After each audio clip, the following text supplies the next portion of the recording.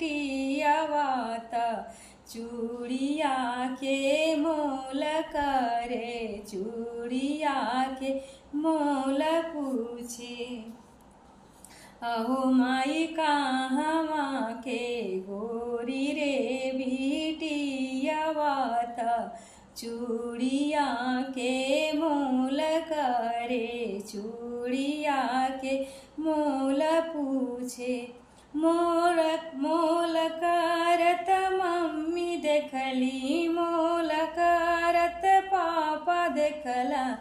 अहो बेटी करे लगलू ससुर के तैयारियाता घरवा अंगना सुन हुई है घरवा अंगना सुन हुई है।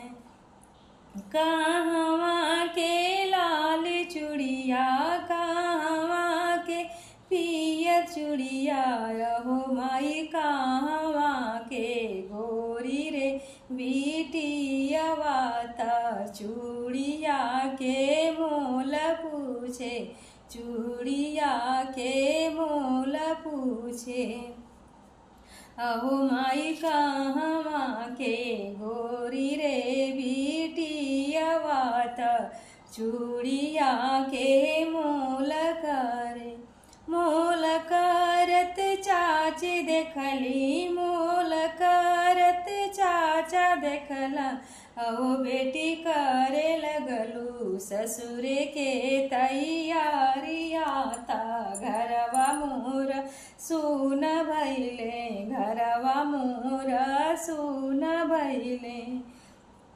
कहवा के लाल चूड़िया कहवा के हरिया चूड़िया अहो माई कहवा के गोरी रे बिटियावाता चूड़िया के मोल करे चूड़िया के मोल करे।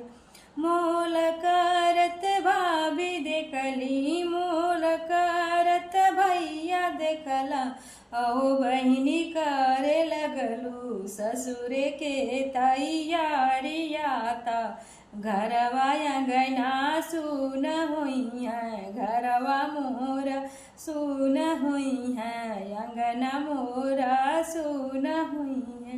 कहवा के लाल चूड़िया कहवा के हरियर चूड़िया हो माई कहवा के गोरी रे बिटियावाता चूड़िया के मोल करे चूड़िया के मोल